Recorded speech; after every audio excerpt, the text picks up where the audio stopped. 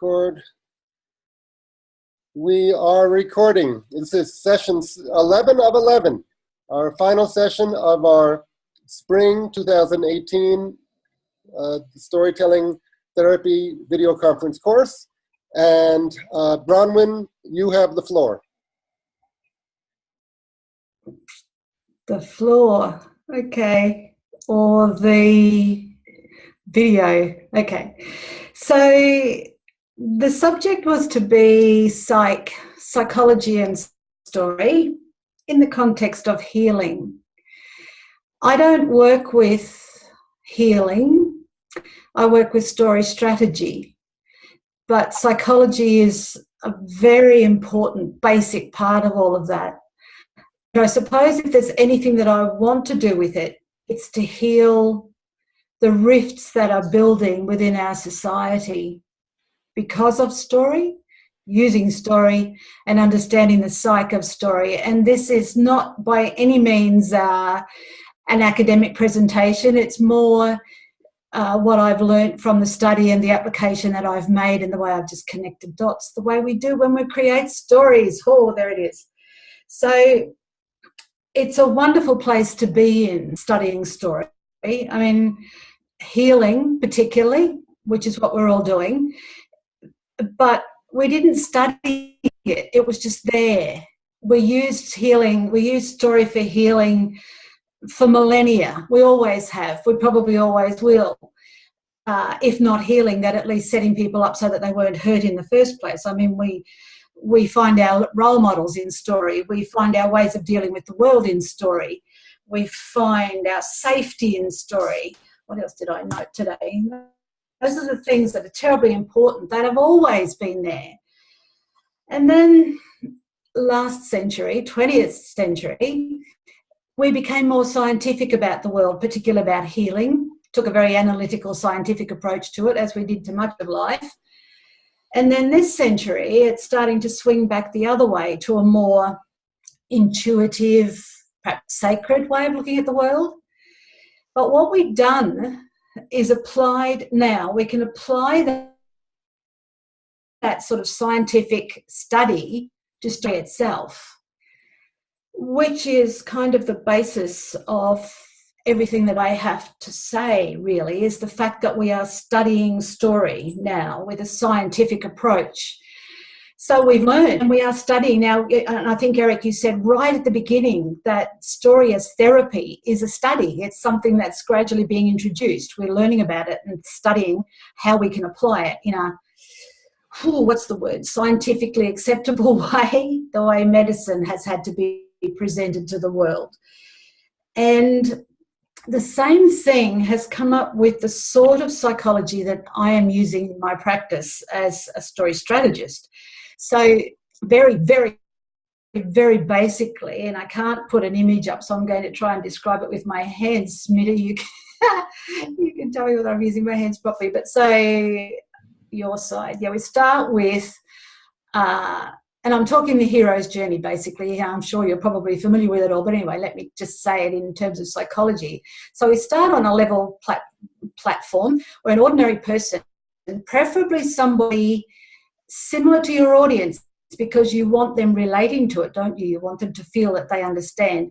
Then they face challenges, which releases adrenaline and cortisol in the mind of the listener. That person receives help from other characters, and that releases oxytocin, which is the bonding hormone. He or she reaches the height, faces the dragon, finds the answer, whatever, and then returns back down to civilization with the answer. And we have dopamine, which is what we all tend to secrete when we've achieved something, we've managed to do something. So those are the things that are released, and that's what's been studied in the brain. There's a whole pile of others. Endorphins are released straight away.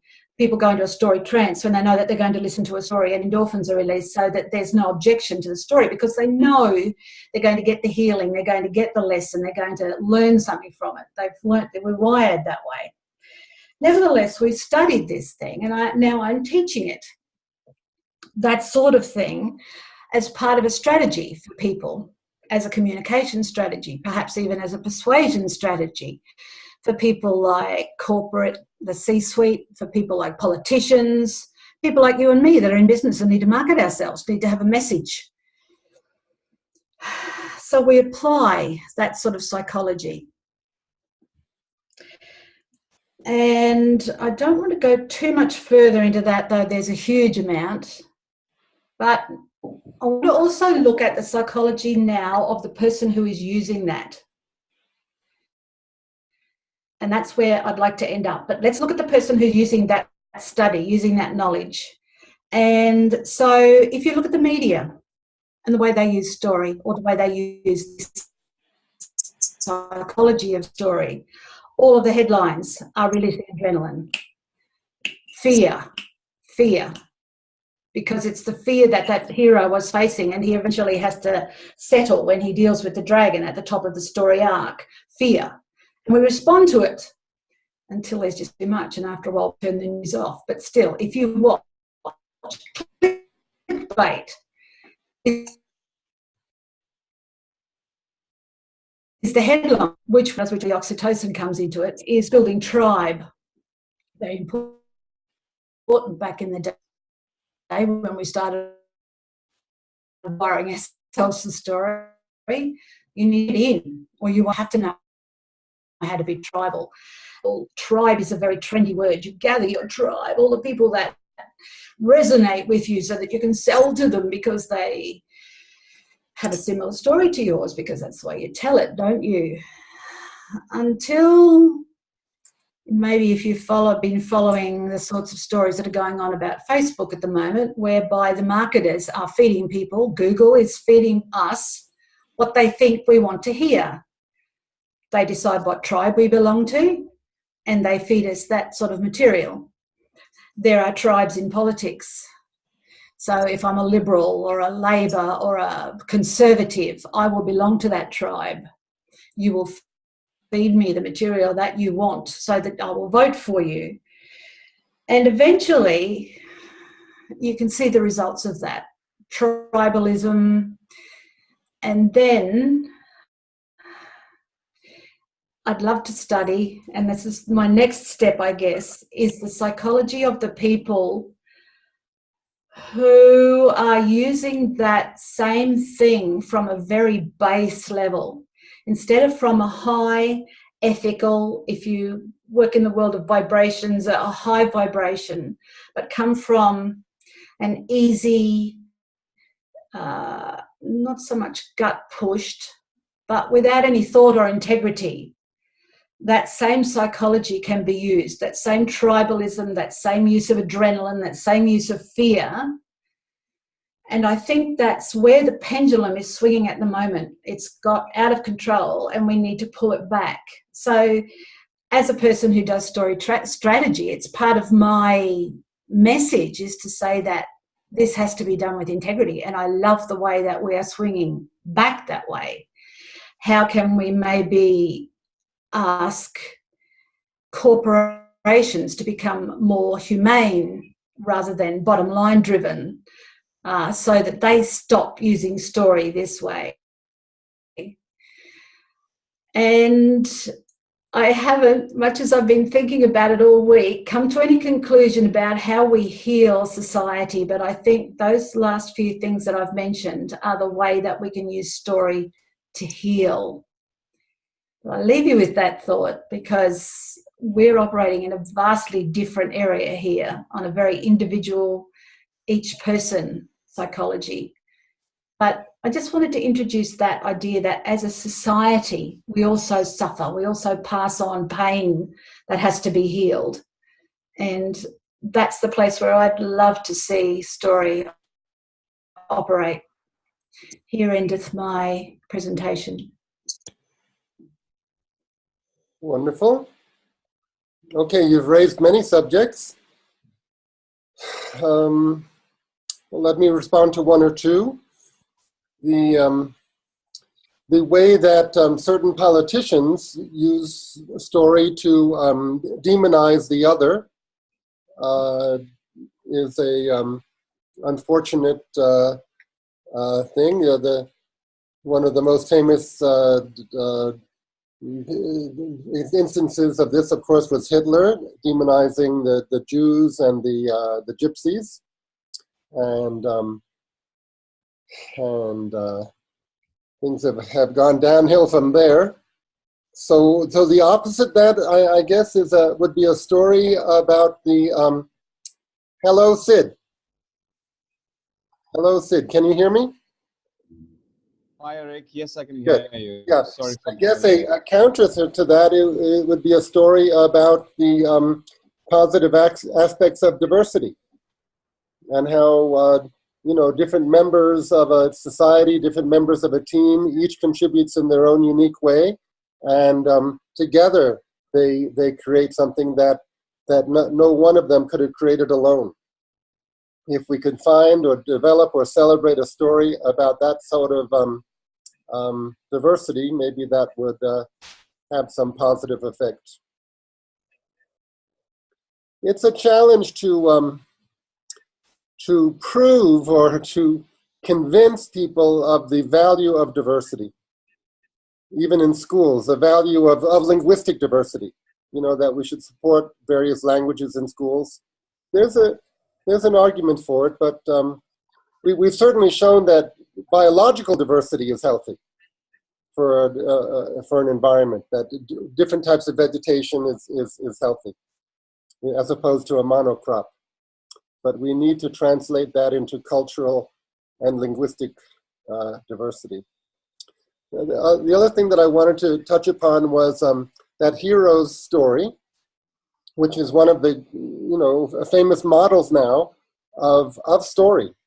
Whether you call it a hero or just an individual, that model, that formula, which was especially put forth by not just Joseph Campbell. Before him, there were a number, Otto Rank and Lord Raglan, and a number of social anthropologists and literary scholars were developing this abstract pattern of the hero's journey, which often involves a call to adventure, a resistance to the adventure, then a commitment to it, which often involves crossing a body of water. And then, as you mentioned, along the way, allies appear, a teacher might appear, and then there are obstacles, villains, or whatever it may be. But the character goes on and gets that special thing, which has some sort of mystical overtone, with which he or she then comes back to society and uses that mystical thing to help everybody. So that's a very popular story in the air now, and it touches upon the divine, which is a challenge in a sense, because it doesn't exactly fit into any organized religion. It doesn't exactly fit into your worldview if you're an atheist. But one has to figure out in symbolic poetic terms what symbolic object one could go for and get, and then bring back and use to bring joy and alleviate suffering. So that's, in that kind of story, we're looking for that object, whether it's the fountain of youth and bringing back the elixir, some sort of sacred, divine, mystical elixir, which will give people eternal life or do something similar. Stories like that call for the symbolic object. Does anyone else have any thoughts about any aspect of what Bronwyn was talking about? Can I? Yes, please. Yeah. So yes, Bronwyn, I completely agree, because in my story training sessions or the workshops that I give, I tell them the pretty much same thing that you actually said today. And I find it very interesting, because I always ask them this question before I start my workshops. I ask them which stream they actually studied in school or college, either science or commerce or whatever. And then I asked them, do they remember any theorem or a rider or any principle that they have learned in their, 10th grade or 12th grade or even college? Most of the time, they say no. They can't remember. For example, I asked them what is Newton's second law of motion, and they're all like ba ba ba boo boo, because they don't get to remember that. But when I ask them, do you know or do you remember the hare and the tortoise story, they just say yes. And I go on to ask them, okay, so the hare and the tortoise story you might have heard when you were probably in the first grade or when you were in your nursery. How is that you remember that story well and not the Newton's second law of motion or any other theorem or rider for that matter? And that is where whatever you had said, the oxytocin, the dopamine, everything comes into picture, I feel. Because when we have heard that story, the hare and the tortoise story, I think all of us would have related to either the hare or the tortoise, or it could be even the tree who's just watching the hare and the tortoise running, or it could be any other character in the story. So that is where the connection happens. So when we hear or listen to a story, that connect which happens actually releases the oxytocin or the dopamine inside our brain. And once the connect is made, whatever was told just stays inside. So I always tell them that is why I remember the Archimedes principle, because when I was in my 9th, 10th grade, there was this physics teacher of mine who actually explained the Archimedes principle using the Archimedes story itself. Most of you would have been familiar with the Eureka story. I'm not sure if you are, but it's a very beautiful story where that person, how that person gets that idea of, measuring the crown. So I think that story actually just sat in my head, and even today if you're asking me what Archimedes principle is, I can just tell them. So that is where the oxytocin and the dopamine plays a role. And I also ask them, when you go and watch a movie and you cry buckets and come out, for example, there is a movie in India called Thare Zameen Par. Every mother who sees that movie cries buckets. I don't know, it's about a mother-child relationship or understanding the children kind of a story. So I asked them, why do you cry buckets? And you come out and still say that this is the best movie I have ever seen in my life. My husband keeps joking. Whenever I come out of a theater crying and saying that this is the best movie ever, he asks me, you cry buckets and you're telling me this is the best movie? I say yes. Because the emotional connect happens. You just tell the hero, oh my god, there is the villain, come on, take the gun and shoot him. So all that which is happening is actually the release of the oxytocin or the dopamine. So I completely related to whatever you said. So this is what I pretty much tell in my workshops as well, making them understand why a story is actually important. So I think the science also plays a very huge role. Without us knowing that all these things happening inside our brain, we've been listening to stories, using stories everywhere in our life. So now that the science helps us to understand the whole process better, we can give them a very convincing statement of why we should actually use stories regularly. So that's what I thought I will share. So thanks for bringing that up, Brownwin.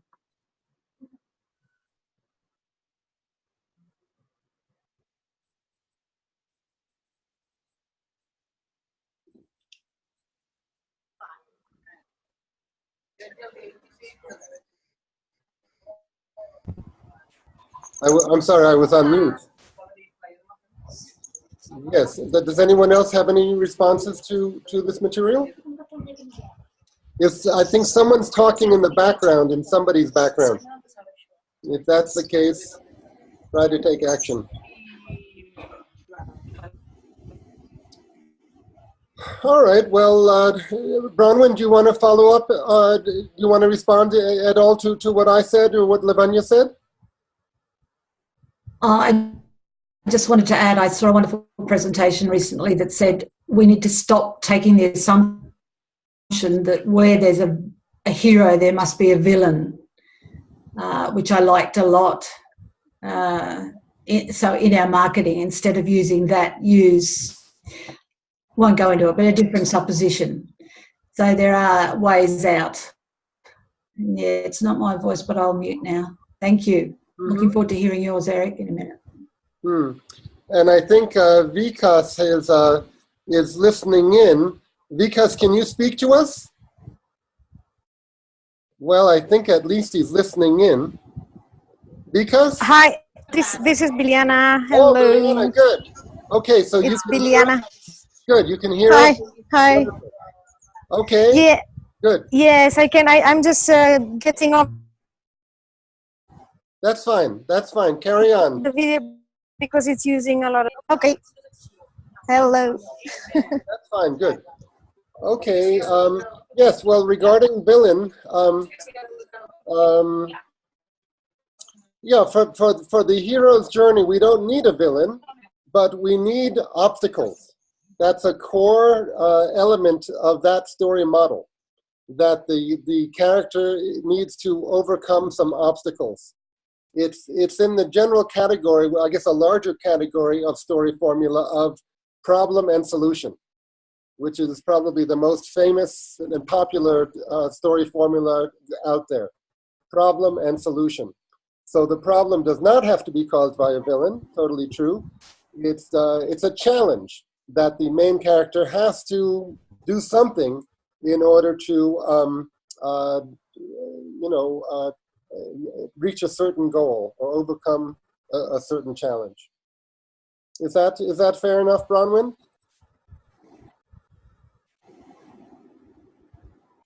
Bronwyn, are you? Sure. Yes, except that the same person who presented about the villain hero also said that it's because of his cultural work, it's not so much put as problem solution, but rather as possibility and obstacle. So there is this possibility that we could achieve at the end of the story, and there are the obstacles that we must pass over. Very and good. Rather than presenting it as problem solution, standard marketing way of doing things, as in getting the adrenaline running first, we put it as solution obstacles. Possibility obstacle in that that series. Yeah, but yes, it needs to be the hero's journey without the villain. Indeed. Good. And as I've mentioned, the term hero is a very loaded term. Sometime you might want to think just in terms of a character, because the minute you say hero, it sort of implies that the character is acting not just on her behalf, but on behalf of a whole community. And it has certain class associations. You know, a hero is a noble character, usually is considered a sort of aristocratic character. Not always, not necessarily, but it does tend to imply an upper class type of character who's working on behalf of his or her community. So if you don't want those possible associations, you can just change it to a character. Okay. Now I'm going to tell you some of my thoughts about organizational psychology and consumer behavior, which, believe it or not, those are the two subjects on the final exam I have to pass to earn a master's degree in psychology. So I'm going to go on to screen share so you can just see my notes. Let's see, share screen, and let's see. Okay. Are people seeing now? Can people see that? Organizational psychology? Should I make it bigger? Yeah. I'll make it a little bigger. A little bit if it's possible. Yes, yes. Yeah. How's that? Bigger? A little bigger? Even Yeah, bigger? this is fine. It's okay. Yeah. Okay. No, it's Okay. great. It's great. Okay, so organizational. Organizations have cultures. And actually, one anthropological theory that I've been thinking about lately is one that was put forth by a scholar named Rian Eisler. I think I'm getting her name wrong. In 1985, she wrote a book called "The Chalice and the Blade." A chalice is a cup that we all drink from, and a blade is a weapon. So her idea is that cultures can be more about domination or about sharing and partnership.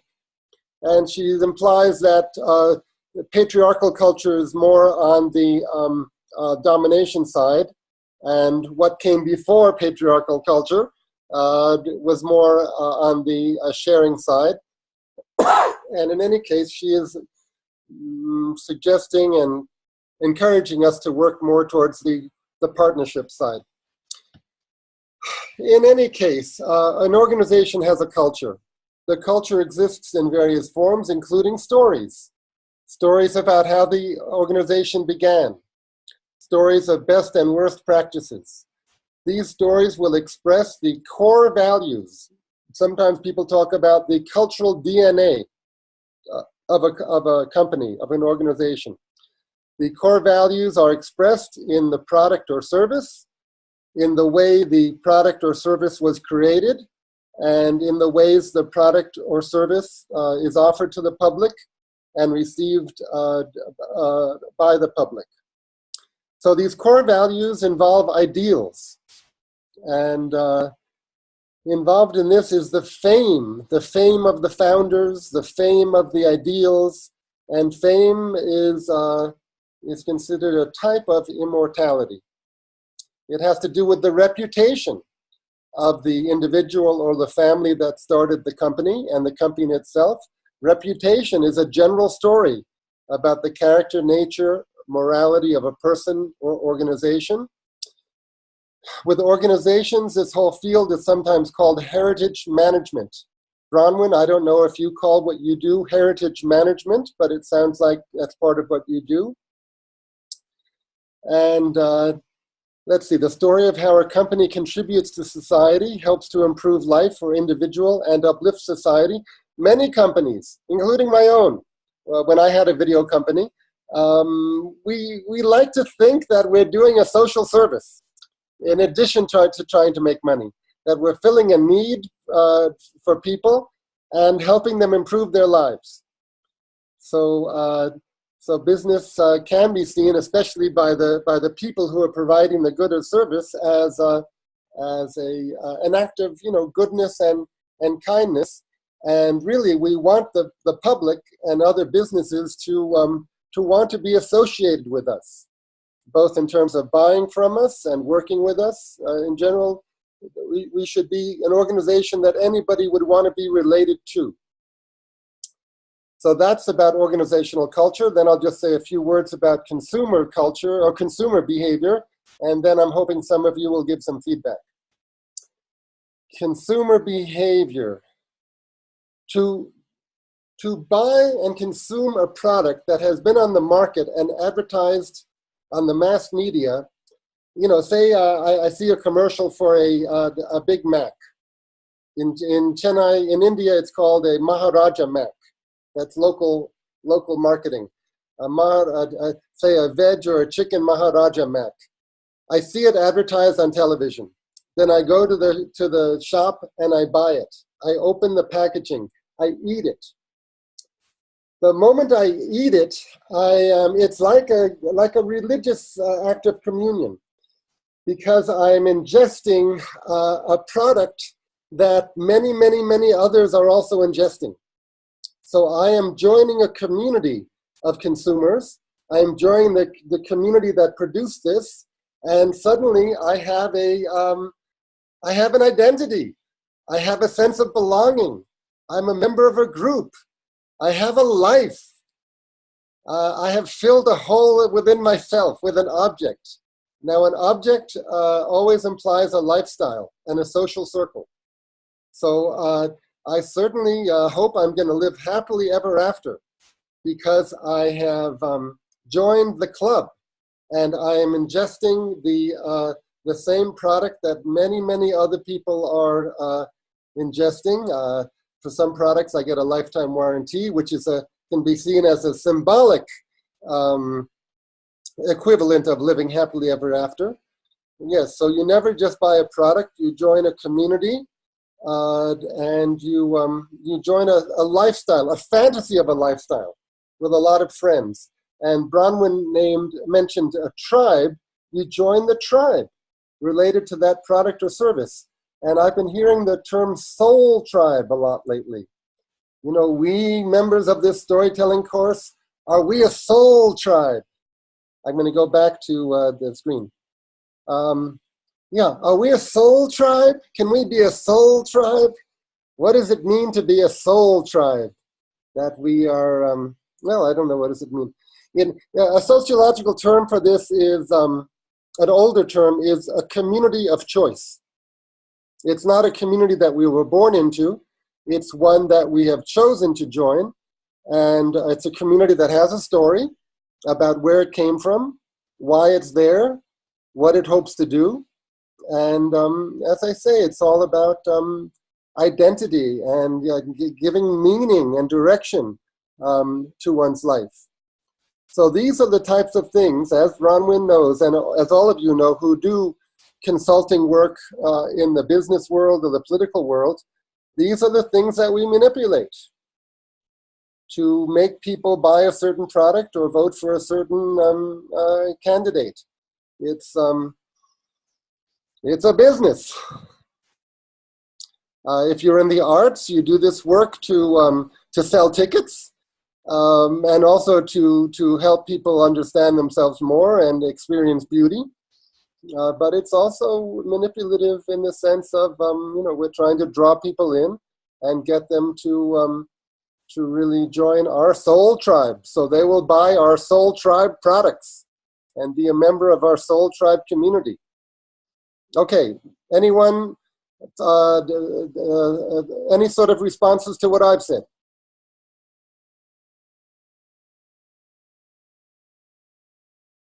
I don't want to hog the time, so I'll be quick. But soul, there's the word profane and there's the word sacred, and I could kind of go with chalice and sword, same thing. Belonging to a tribe, particularly because of story, is at a soul level in terms of the type of connection that you're forming. And soul, I don't know that soul is the word. I don't know that story could be said to be spiritual, but it's not a bad word because we're not a tribe because we choose to be, because we fight together. We're a tribe because it's based on that soul connection.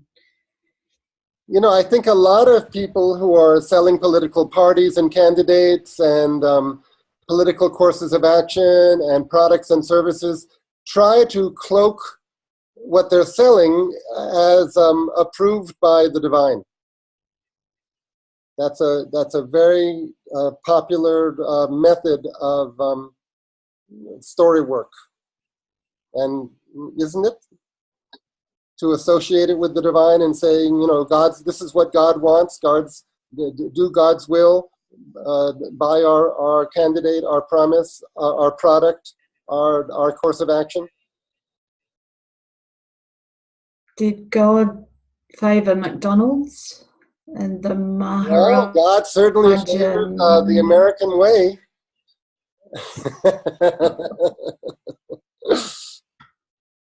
Can you give us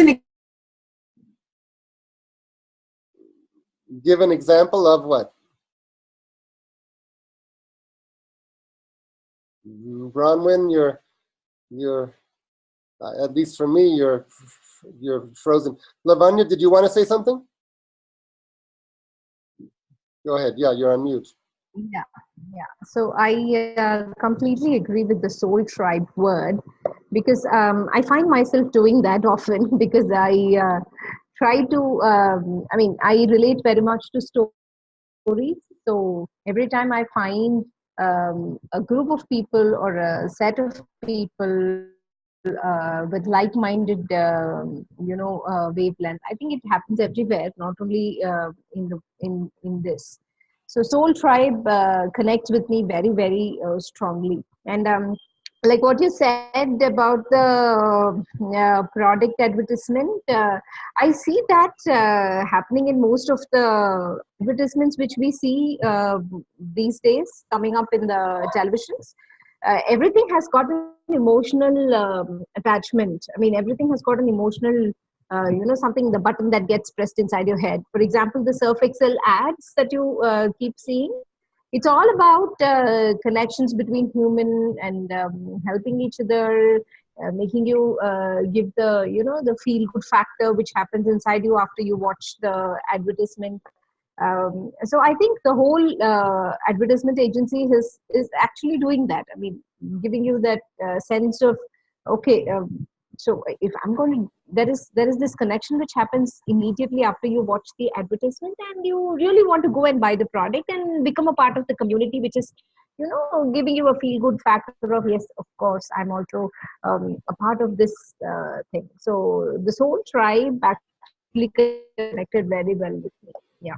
And it's all an attempt to counteract the feeling of alienation.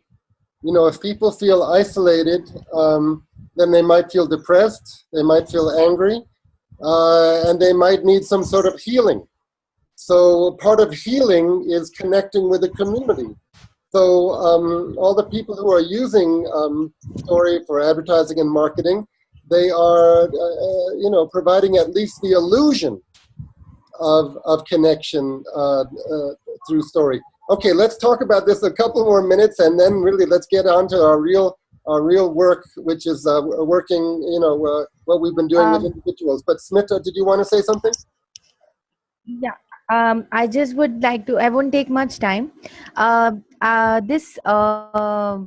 presentation, both the presentations, for me, I feel that it's what you were talking about is about creating a need and belonging to a community, and working and what Bronwyn was talking about, working on the psyche of the person.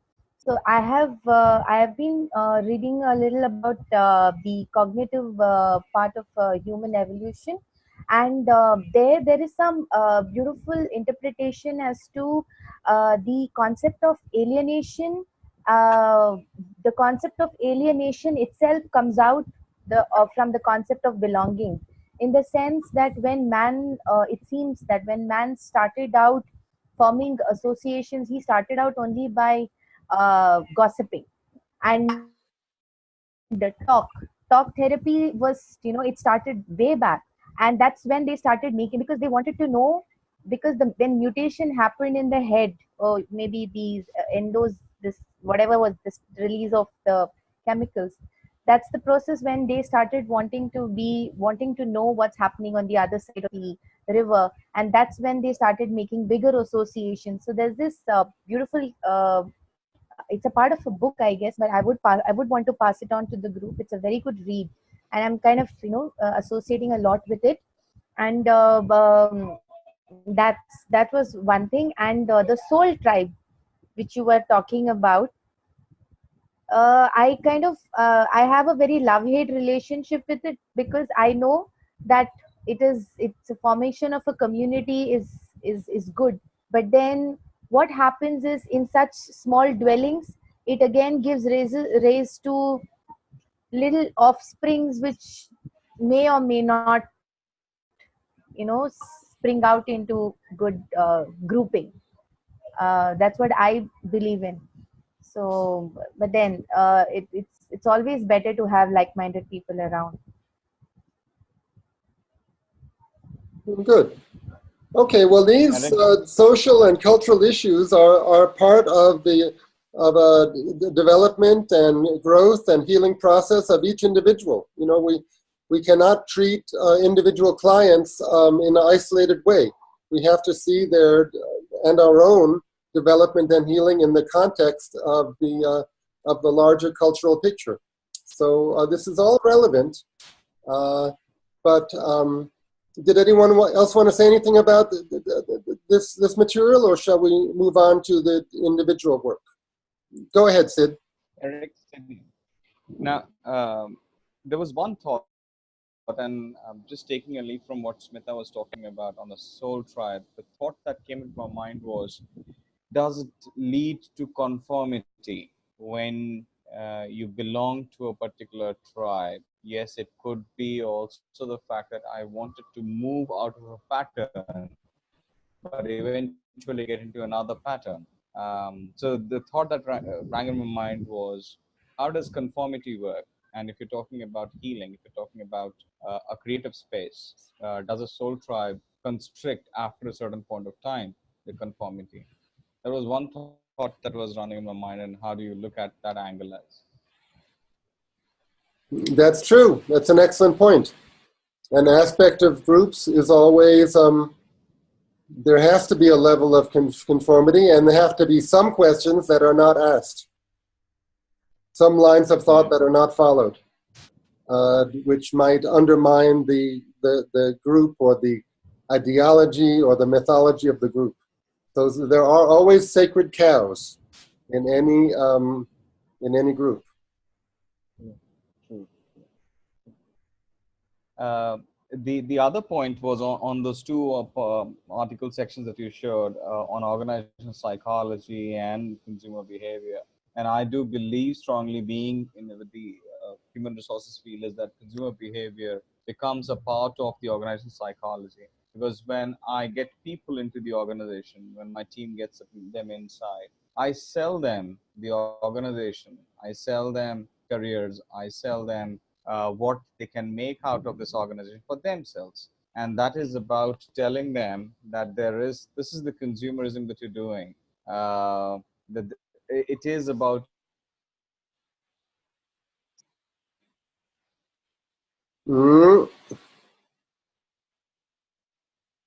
Frozen. life story that you're creating in my organization, and how do you build. Good. Very good.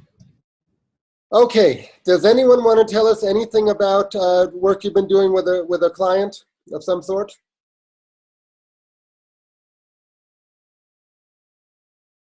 Has anyone been seeing? Did anyone talk? Eric, can you hear me?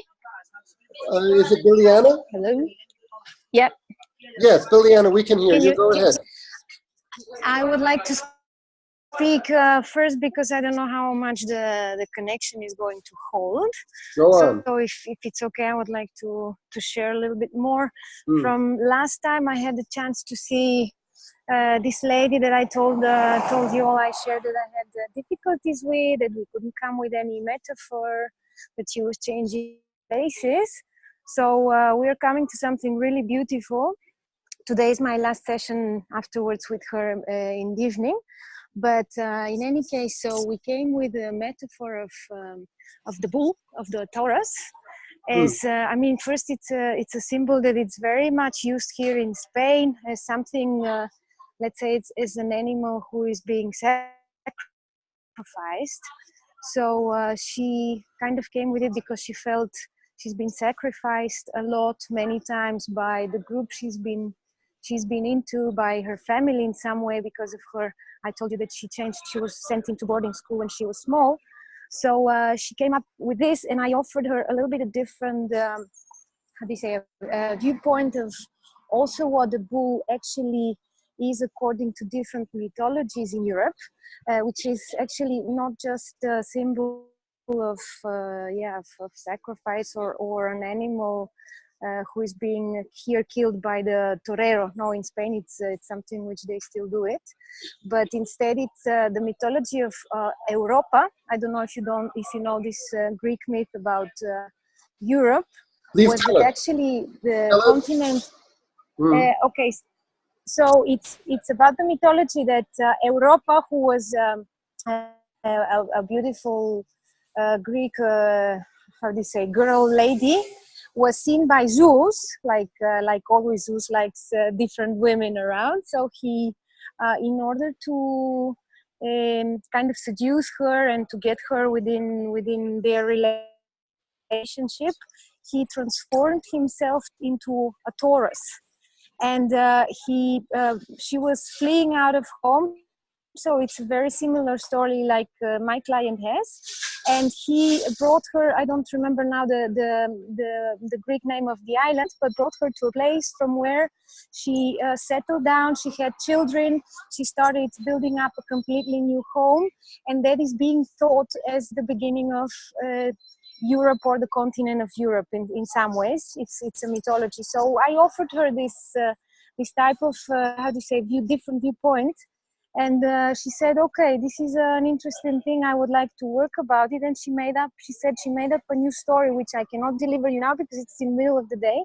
But I'm really excited to see how she's working now with this new symbology. So the other myths, as we looked around, are also Egyptian myths of the Taurus Ka, and Celtic myths and so on, and it's being always seen also like in India as an animal of fertility, an animal who always have to do with something which is positive within the family.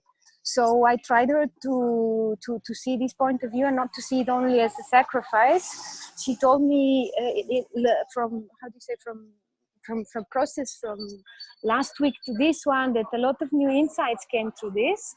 So I'm waiting to see her final story, which I will write to all of you at the end. And I told you that she's working with children with disabilities and difficulties. So she decided to do this as a story a little bit. I showed her also the moon rabbit story. I told her about how these things are going. So she said she would really like to offer this story also for our circle, that she can also use it for the children. So I'm waiting to see what she has come up with. Wonderful. Great. So she's relating to the bull figure in a way, even though the bull is male, but she's still finding some points of contact between the bull who's being sacrificed and herself. Yeah, I mean, she came up with this symbol because it's a very specific symbol here for Spain. It's the Taurus seen as a male figure, yes, and also usually as a figure which is always being sacrificed in some way. And this is how she felt in her last home with the people that she was sharing, the place that she sacrificed a lot of time, that she was not heard when she wanted to make connections and to make relationships, and so on. So my position was to switch the same symbol, to switch it with the positive, with the positive view. So let's see. Yeah, but I think from what I've heard, it's been doing a really good example, let's say. What were some of the positive aspects of the symbol? Yes, yeah. What are the positive aspects of the symbol? Sorry.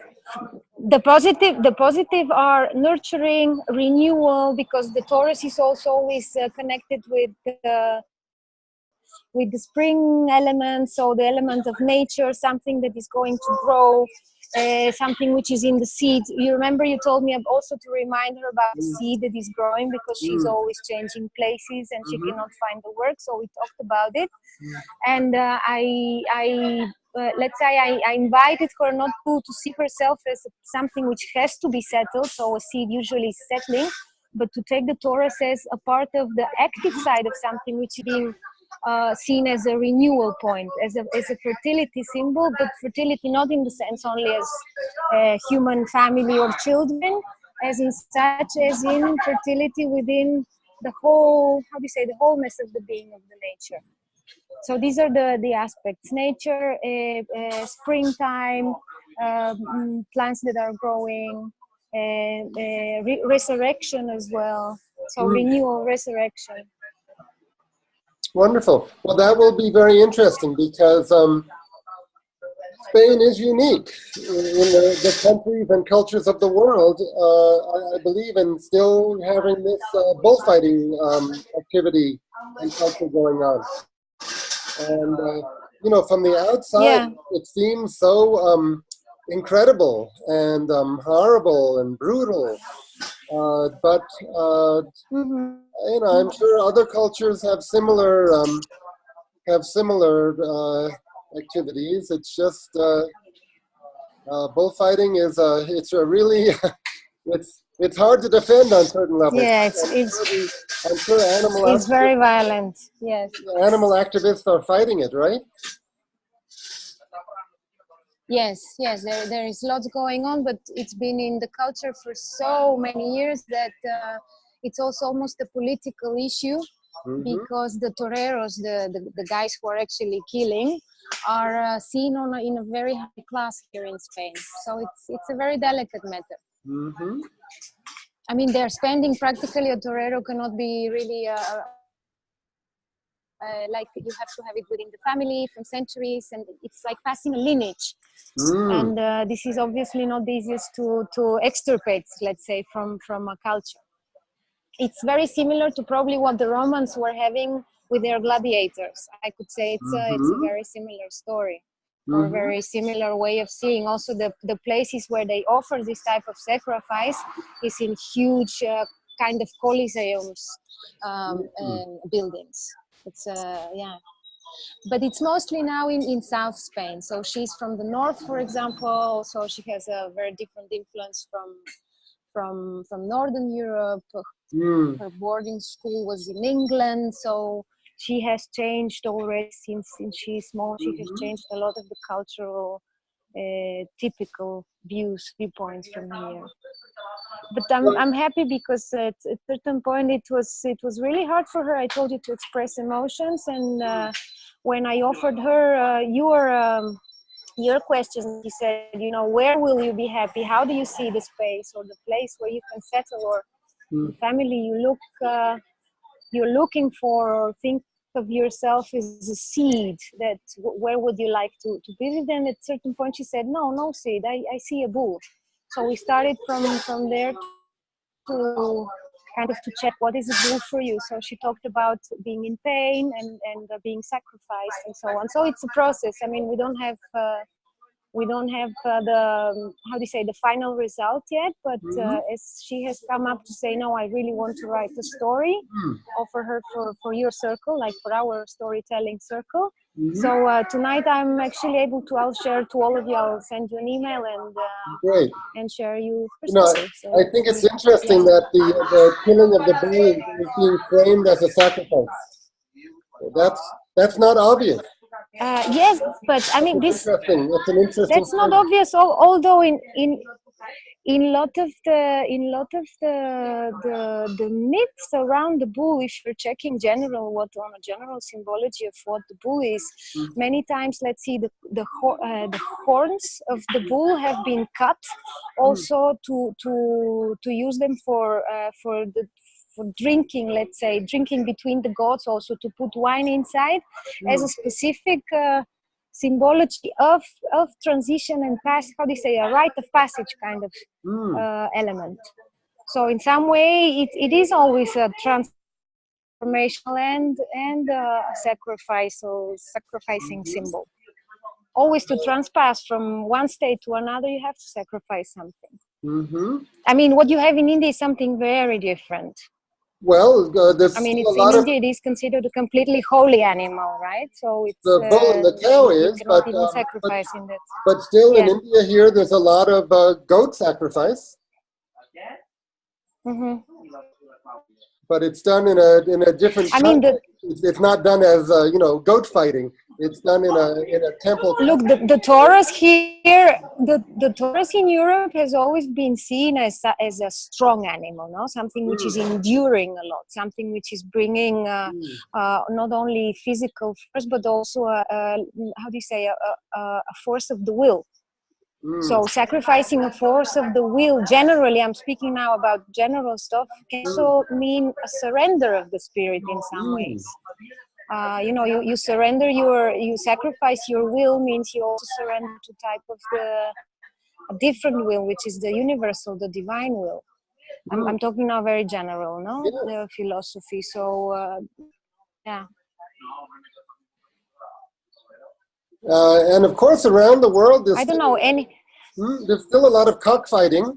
Having roosters kill each other. Yeah. There's still a lot of dog fighting, but those things are done surreptitiously in small groups, hidden.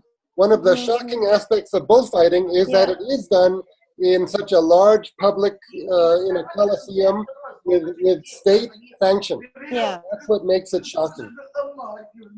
But we understand that it's part of Yeah, the Spanish history and culture, and that it is embraced on those nationalistic terms, and so it's yes, yes. we understand that. I mean, Spain has to do a lot also, you know, with the Inquisition. So Spain is kind, in some way, of a symbol of a country that was always exerting force, or was, and still is sacrificing different things, different either human beings at those times, which were against the, you know, the general thinking and so on. So I feel that in a very archetypal level, a part of her is embodying this. Also this different look, always to the wish to go to different places or to be in different ways, is also her way of wanting maybe to find an alternative, which on a collective level at those times, if we talk about the Inquisition, was, you know, the embodiment of the witches, or what the witches were doing, and were looking at different things. Well, it'll be very interesting to see what your client, how she works with the bowl. Yeah, I'm curious. Yes, I'm curious to see what she wrote. Anyway, thanks for. I think Europa turned into a cow to try to escape from Zeus, but he turned into a bull in order to pursue and impregnate her. And I think, if I recall, they went to the island of Delos, and I think that Delos. And then she gave birth to Apollo and Diana. Or Diana has different names, but she gave birth to those two very important Greek gods. But okay, good. We'll look forward to your email about that. Anyone have any response to what Liliana's been talking about? Brilliant. Go ahead. Brilliant. I'm so excited to hear her the way it has come out. So happy to hear that I am actually stuck. I'm working with this person, and I'm like, I don't know where to go next. I'm trying to bring in the emotions, and suddenly I just remember when she said the word metaphor. I'm just getting ideas of asking the person to associate to an animal or see how I completely lost track of that. So thanks, Bilyana. But I think it's brilliant. I'm getting goosebumps. It's wonderful. Very nice. How nice you've taken it. I mean, it's not me. It's actually the client that at the end opened up. Maybe I was a bit too critical, but actually she did open up. So I'm also excited to see further. It's wonderful. Very nice. Thanks. Smita. If it's okay, I would just like to share my experiences with my client. Is that okay? Yes, go ahead. Yeah. So I first of all, I really liked Bilyana's the description and the work, but I just have to say this. Okay, in Indian mythology, just 2 minutes. In Indian mythology, the bull it's got so many emotions in it. The reason why the bull is always is like the outlet of all sorts of emotions which runs haywire in a human, is what the bull personifies in Indian mythology. And this is why the death god Yama, he sits on the bull, because this is like the death control. So that's the ultimate ruling of your senses is death. You know, I mean, it's just a seal breaker. Maybe that's the reason why. And in India, we also have the bullfight. I think it's called Jallikattu, and there's a lot of issue along with it. The government that's very different. That does not do violence to the bull. That just involves jumping on top of the bull and maybe taking money off the horns. It's not killing the bull. Yes, that's true. But the idea is to control that. The bull signifies letting your senses loose and then people jumping on top of to curb it. It's symbolic, is that's what I'm trying to say. But I just had to say this because the way she was describing it, I thought it's good I share. Yeah, thank you, Smita. It's good to know. Thank you, Vidya. Regarding my work with the client, so as I said, I was working with this person, and I had my last session with her on Thursday last week. And the metaphor that we came up was, she wanted to. It was her idea to call it that my journey of life is perfectly imperfect, and that's what she said. That's the metaphor that she deals with. And she says that her idea behind it was all her life she was always told that she's imperfect in physique, in thoughts, and by the people around her. But then what she made of her imperfection is the search to perfection, and she likes this.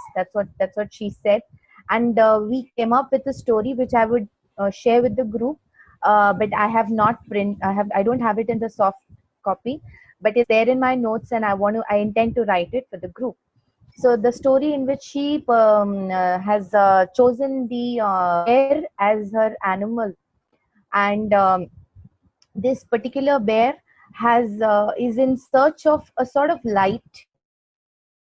And the journey is through a forest. And we go through different stages, out of which my most favorite is when the bear uh, asks for basically the bear is asking for directions for the light which can illuminate the entire earth. And the bear is the seeker. And as the bear is traveling through the forest, there are many animals that the bear meets. And in the process, some of them the bear takes along to seek the light. Some of it the bear leaves out there, then and there. I would describe this when I write out the story, but one of my favorite moments is when the bear is going through one of the parts of the forest. It sees a caterpillar on a leaf, and it asks the caterpillar for directions. And it's like um, I'm in search of the light. Can you tell me the way to the source? And caterpillar says that it's on top of you. You should ask the other animal which flies on top. So once the bear has reached the mountain top, it finds a white basket. And on its return, it meets the caterpillar, which has become a beautiful butterfly and it's ready to fly. So it's like the way the story has gone has come out so beautifully that the journey ends. Actually, there's no end to the story.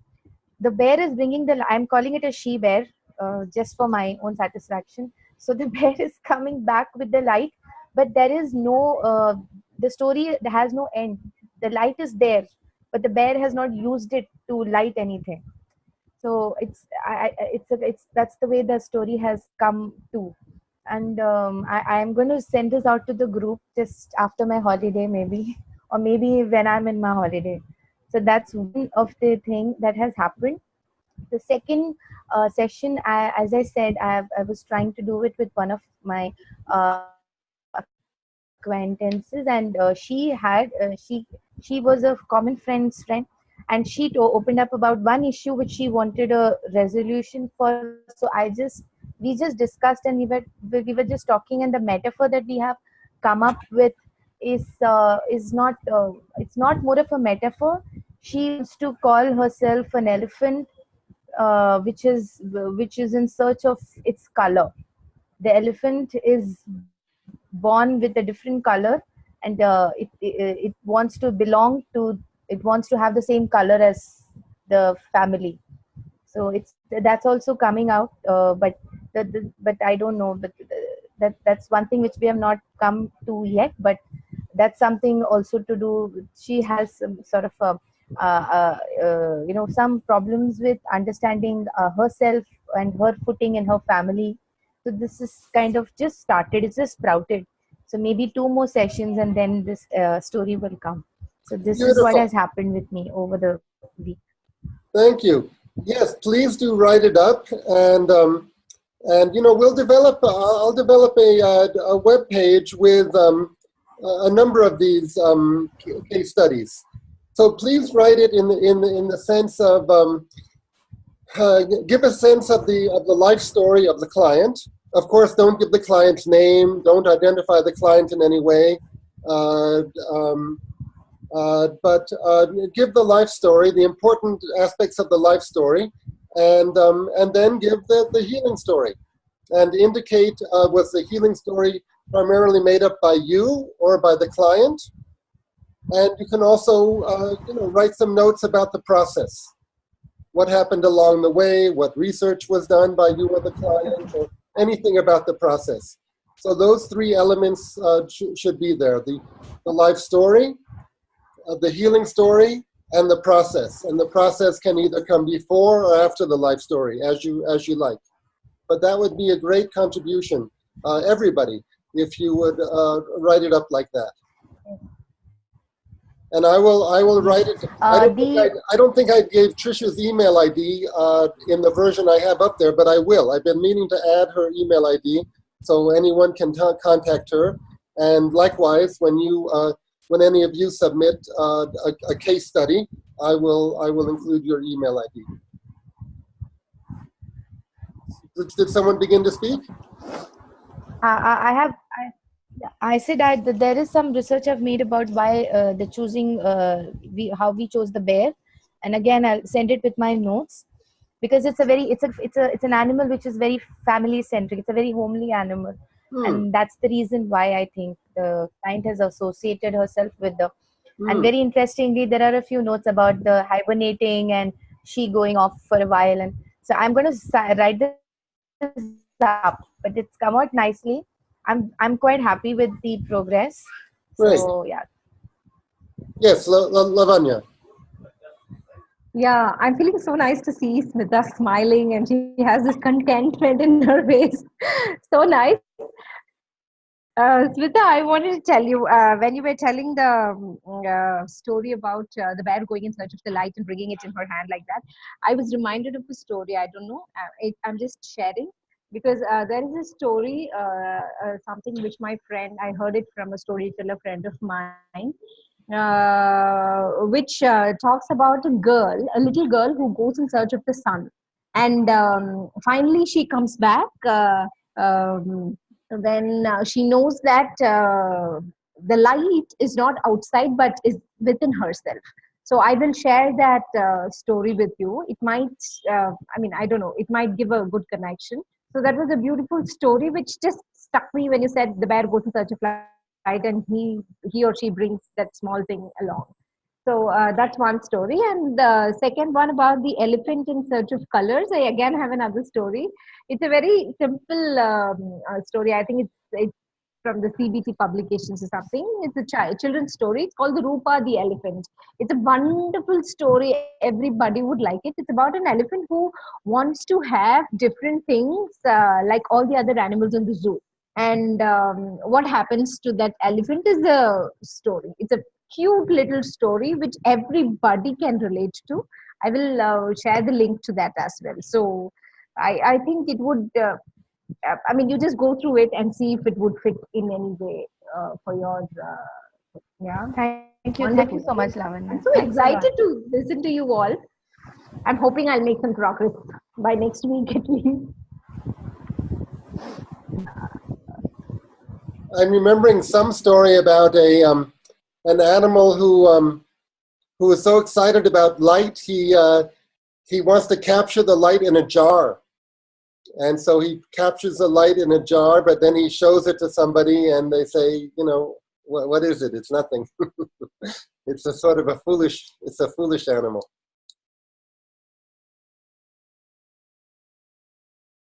Good. All right. Christelle, did you manage to find someone who you could work with a little bit? Yeah. So can you hear me? Because I don't have the Yes, speaker. we can hear you. But you can hear me? Okay. Yes, now I just had a power cut here, but it seems the internet is still on, so yeah. keep going. Go ahead. Go ahead, Christelle. Okay, so yeah, so I have met somebody, and yes, she was interested to do that. So the first time she told her life story, first she did not want to tell everything. She just focused on something she recently experienced, and that feeling of freedom, she spoke about a lot of things in her childhood, and how she always felt like she was a mistake because her parents did not plan to conceive her, and then they married because of her. So she always felt that uh, she would not do anything to disturb her. She was always perfect at school, so not annoying, and she felt like in prison and also in her job. And so once she decided to take some drama class, and now she felt really free on stage.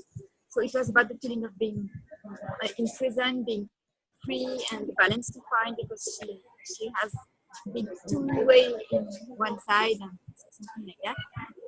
So I proposed some metaphors. No, first I proposed her some turning points, like divided in different steps, the life. So she agreed with that, with the turning points, and also with the metaphor. I proposed several metaphors about transformation. So she has chosen the metaphor of a prisoner who uh, do his prisoner life every day, but every night digs slowly with a little spoon a tunnel to escape, and one day escapes. So she was very happy with that metaphor. And so that was the second meeting. And then the third meeting, so I proposed to her to work on different themes. It was about the extremes from one side to another side, because she was very reserved, but then she felt also that she needs to, that she has something very delicate inside her that she wants to give in the world, but so afraid of it being broken. So and several other themes regarding to what she said. So she chose the second one that I just told you, and she has seen some pencil just next to me randomly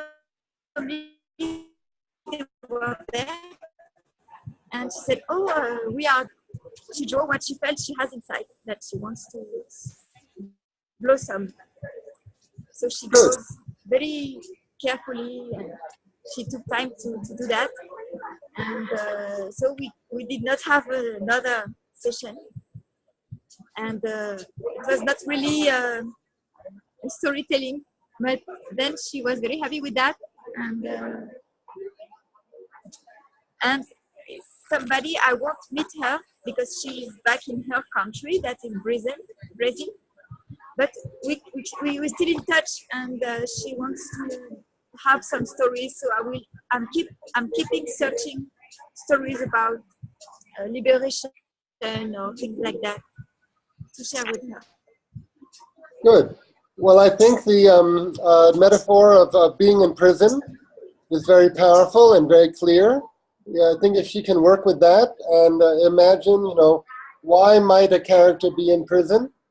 What different possible reasons might she be in prison, and then what might she possibly do about it to get out of prison? What can help her? Is it just a matter of time, or can she escape, or just to explore the different possibilities? But certainly, prison is a very. Go ahead. She has found already her way to do that. Good. Because she has quit her job and became an actress, and she has found her way. But now she's afraid to be herself all the time because she feels like she will be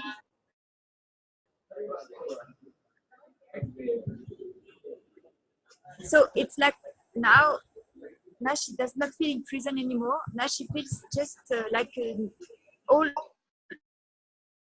like brand new herself, and it's about finding her balance and enough protection to have communication with the outer world in a safe and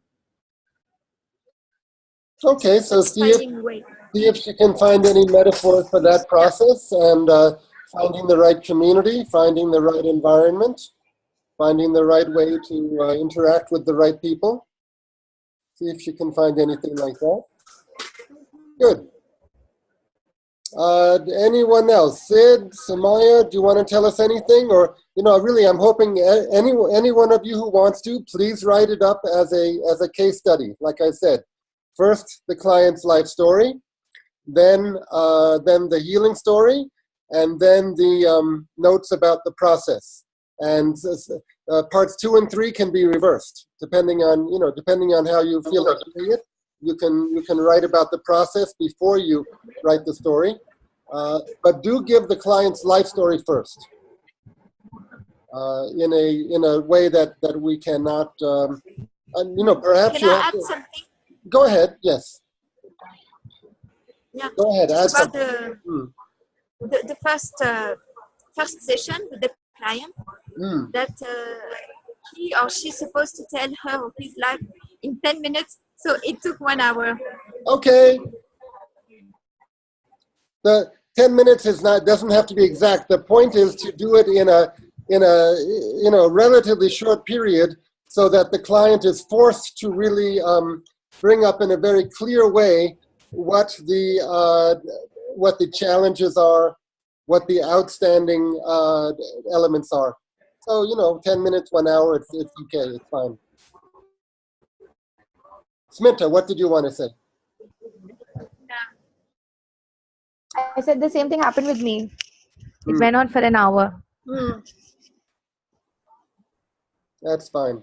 Yeah, because it's not like it's something already ready and it just has to be summarized. It's some exploration, live. So it's association of something. You pull a thread and everything comes. So I did not feel like interrupting. So that's why it took so long. Great. Sid or Samaya, do you want to tell us anything? I want to only ask you about the number of sessions, because in my experience with my client, with the people I do the storytelling therapy, the 3 sessions, I felt that 3 sessions it's good to we work well the questions that she bring for the storytelling the session, and I say I have a doubt about the numbers of session, and what do you think about? You're saying you think there should be more sessions. Is that correct? It's not necessary more sections. In 3 sections, it's okay for this. We only one more because we think that it's interesting. She tell the last story, the healing story. Tell it's a homework to work more in the story and tell in the 4th session, but I think it's not necessary more. Okay. Next in this case. That's fine. But my question is, when we start telling therapy, we don't know we don't know how many sessions it's necessary, or we propose a number of sessions. We don't know, but if you can get the client to agree to 3, I think it's a good idea to get that commitment for 3. But of course, if the client enjoys it and if you enjoy it, of course you go on. You know, why don't those of you who want to write up and send in a case study do so, and then you know, now it's May. The next batch of this course doesn't begin until September. So if people would like, I'd be happy to have another meeting sometime in July or August, where we could go over and discuss the case studies that people send in. Okay?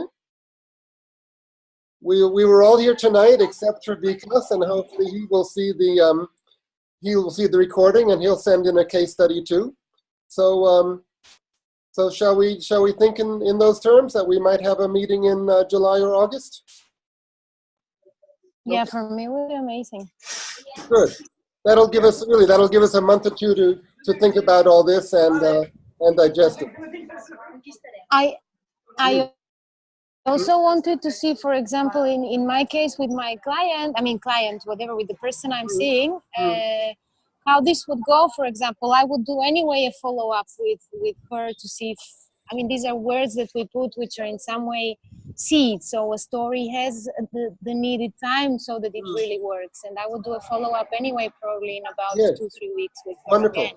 And you can So it would be interesting to see if people like Smita, or I mean the people that everyone else is seeing, if they can have a meeting after, I don't know, several weeks or a month to see how these people are and what's been the process after all these meetings. Yes. Yes. I think this is a positive thing for everyone. Yeah. So send a case study as soon as you can, but then after a month or so, you can send an addition, giving us an update on how the client has responded to the whole thing a month later. Okay, so shall we say goodnight for now? Thank you, everyone. Yeah. Okay. Now let me stop recording before we really say goodbye. Thank you. We're gonna